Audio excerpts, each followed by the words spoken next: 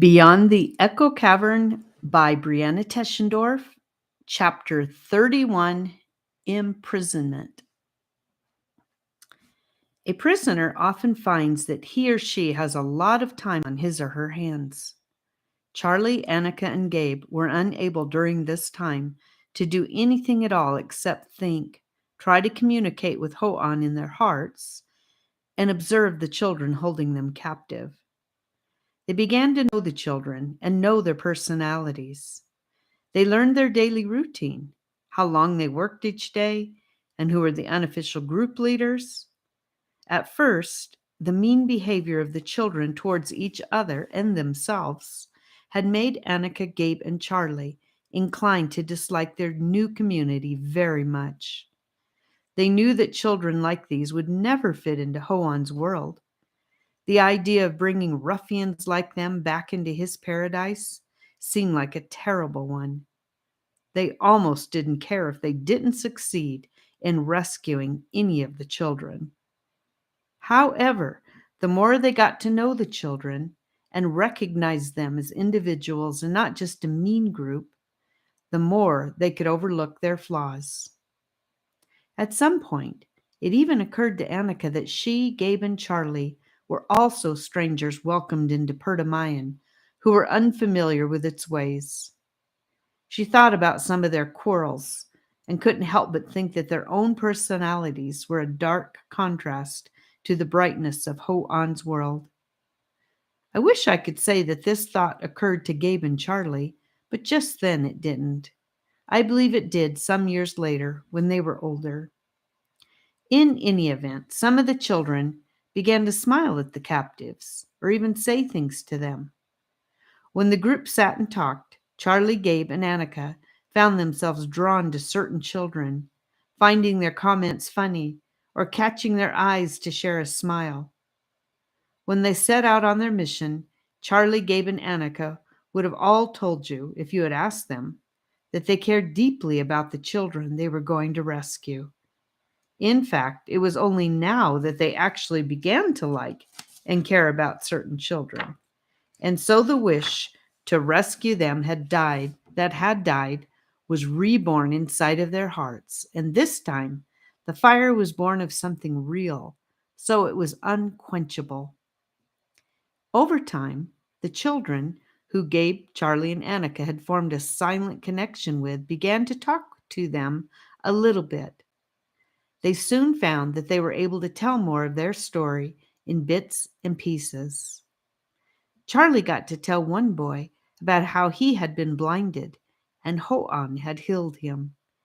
He told another about his vision of the crystals and how he had known that he was chosen to come and help. Annika told a couple of children the story that Hymnia had shared with them about Ho'an's own visit into the cave to rescue the children.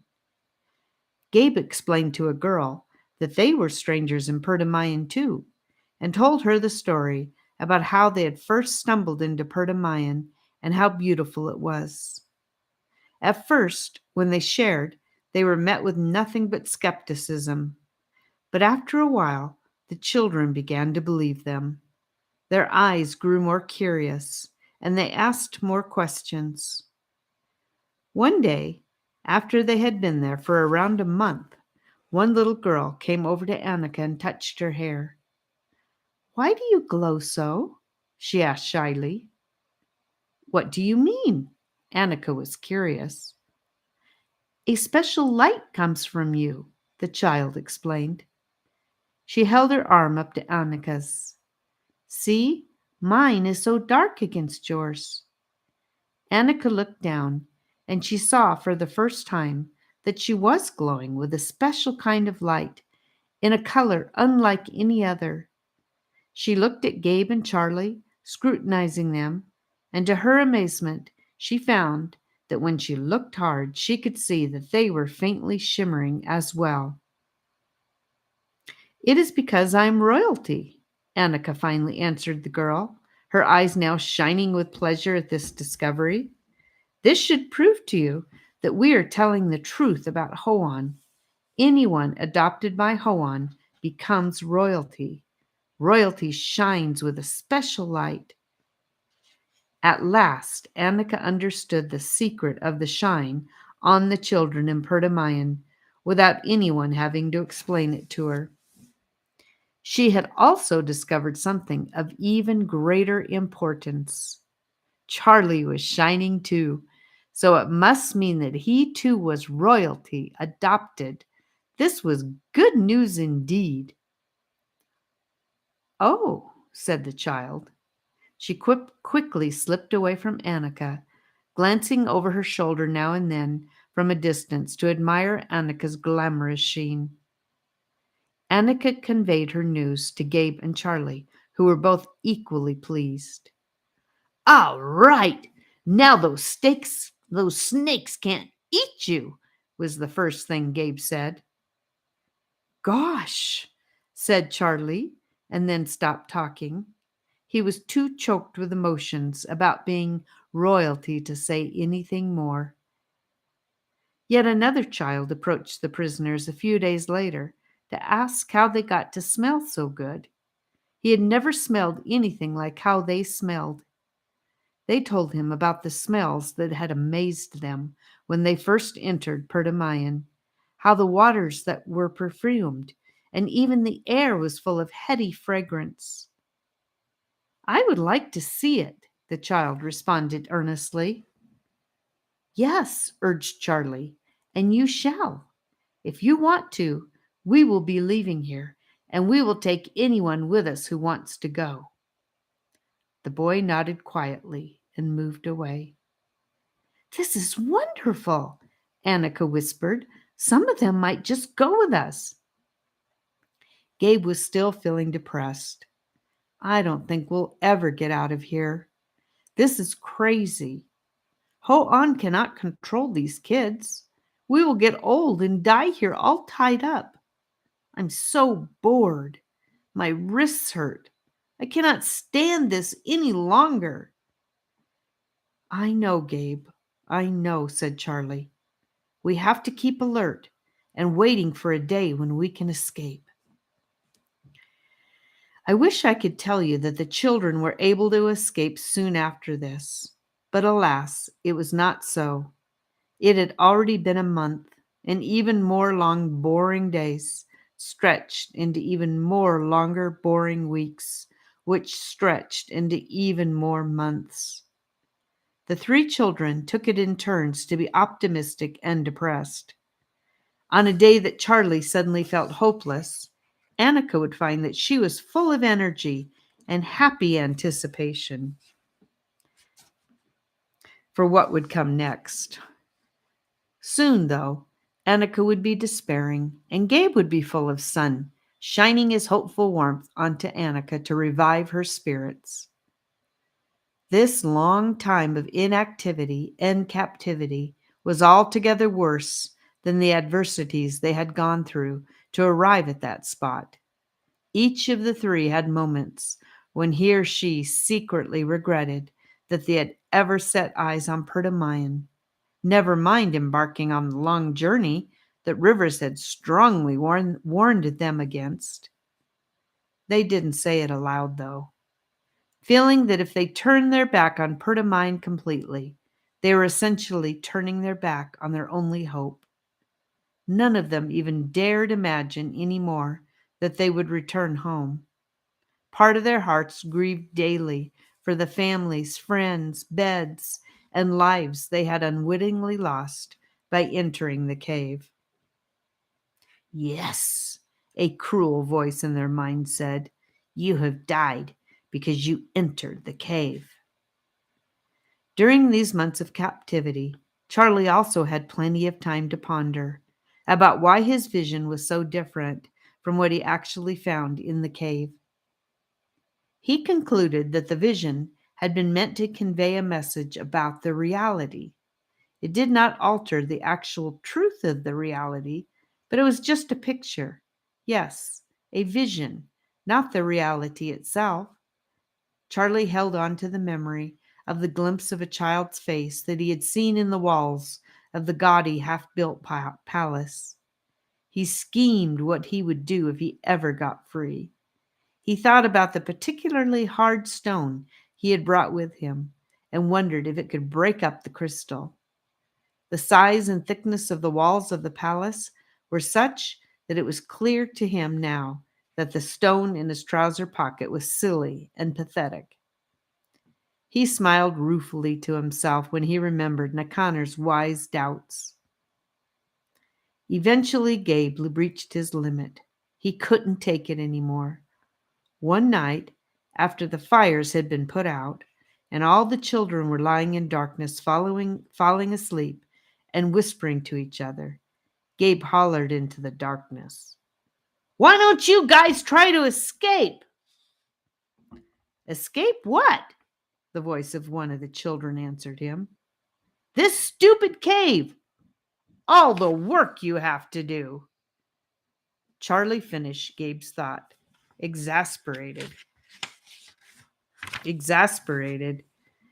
at the apparent stupidity of the children around him. "Cave?" came another voice. "You are in a cave. Don't you wonder why you never see the sun?" asked Charlie. Be quiet now," came a much more aggressive voice. "You are talking nonsense, and you will have the snakes in here if you keep being so loud." "Maybe I want the snakes in here," shouted Charlie. He too had had enough of being captured at this point. "Maybe I want the snakes to come here and have a good fight with the three of us, because we are royalty and the snakes cannot touch us. Then you will see that we are telling the truth and we only want to help you." "Charlie, shh," Annika urged him, worried about the noise he was making. His voice seemed to be echoing everywhere. They all fell into total silence. Everyone was shocked by Charlie's outburst and outrageous claims that the snakes couldn't hurt the three captives. Charlie drew his breath for a minute, but having turned over everything in his mind for months and months, he decided that making a scene was better than just sitting there all tied up. He even felt that perhaps dying at the hands of the snakes might be better than just sitting there all tied up forever and ever. "Everything we have told you about ourselves is true. Why would Gondel send spies in here to get you to try to leave? You are her workers, and you don't even believe there's anywhere to leave to. That would be so stupid. Where on earth do you think we came from, if not from somewhere else? And why would we lie to you and say it is beautiful and better? We are kids like you. Do you think we have a palace that needs built? We want to trap you? Can't any of you think?" he demanded angrily. And then before he could continue his tirade, he screamed, "Ah!" Annika and Gabe heard another voice whisper, "Shh," and Charlie was still. "What happened?" demanded an angry voice from the corner.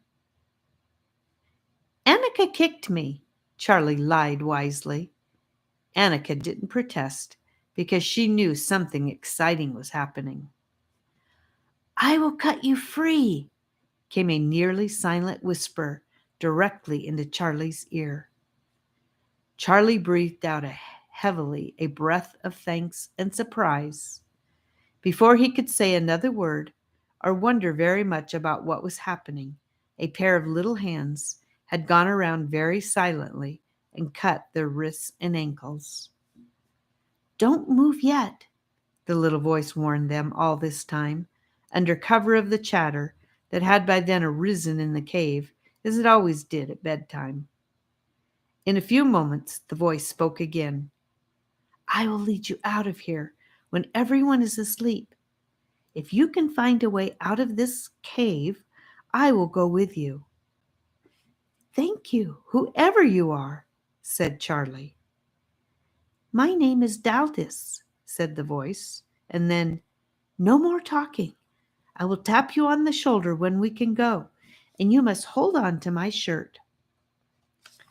The 3+1 were perfectly silent after that, waiting for their moment to slip away. At long last, all the talking died, and the sounds of sleeping could be heard all around them. Charlie felt Daldis tap him on the shoulder and took his shirt in his hand. Annika took Charlie's in hers, and Gabe took Annika's shirt in his hand, and they very slowly and quietly began to move forward like a train. To Gabe's surprise, he felt a little hand grab the back of his shirt. He was about to say something like, "Hey, someone's got me," when a nearly silent, "Shh, I'm coming too," spoken directly into his ear, shushed him. Okay, he thought. The darkness was complete, but Daldis knew his way around well. Nevertheless, they moved very slowly. Even when you know a place well, it is hard to move quickly in the dark. At length, the little train of children came out into the vast cavern that Gabe, Charlie, and Annika had first stumbled into on top of the waterfall. There was some light in there from the glow of the water far on the other side. They rushed to one of the huge rocks in the middle of the cavern and gathered on the other side of it. They could now make out Daldy's friendly little face. To their surprise, their train was longer than expected.